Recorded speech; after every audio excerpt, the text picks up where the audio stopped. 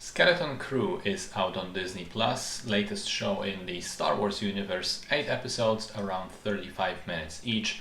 This was developed by John Watts, who directed the Tom Holland Spider-Man movies, with individual episodes directed by himself, The Daniels, David Lowery and Bryce Dallas Howard, amongst others.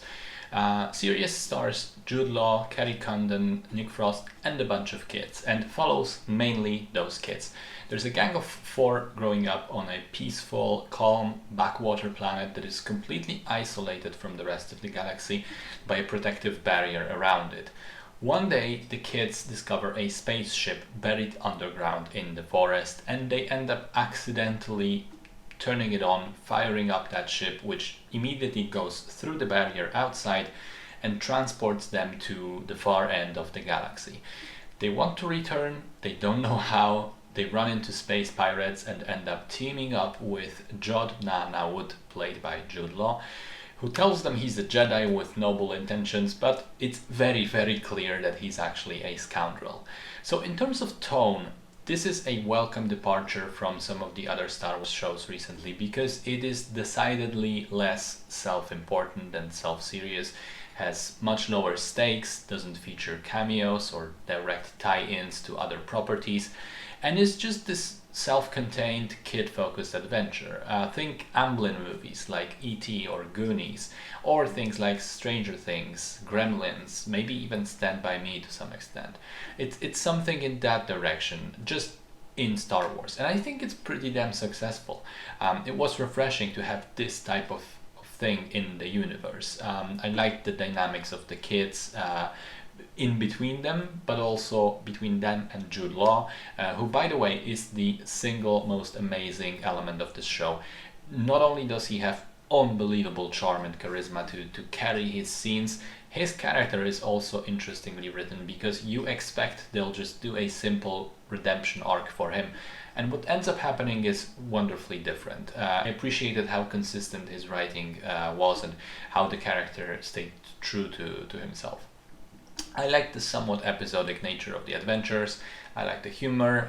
Very often the kids will attempt doing a heroic thing or standing up to an adult, and they are immediately put down because they are just kids.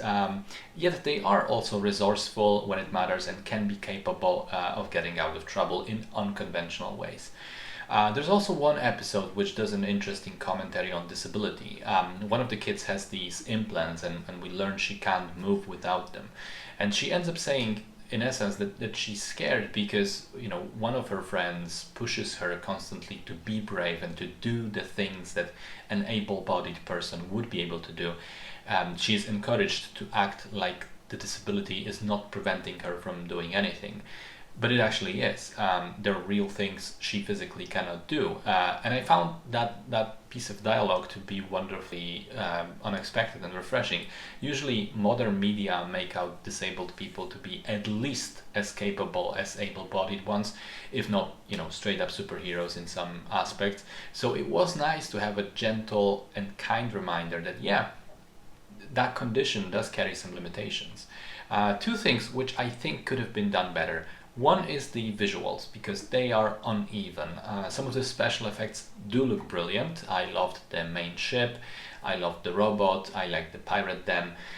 But there are also scenes where the volume screens are painfully obvious, and you are aware that the actors are just standing on this tiny little stage, and everything behind them is computer generated, and that really took me out. And secondly, I think that the ending was a bit too abrupt. The show ends literally 5 seconds after the climax, and I think it could have used a scene or two showing us an epilogue of sorts of what happened to these characters after the adventure was done, after the dust settles.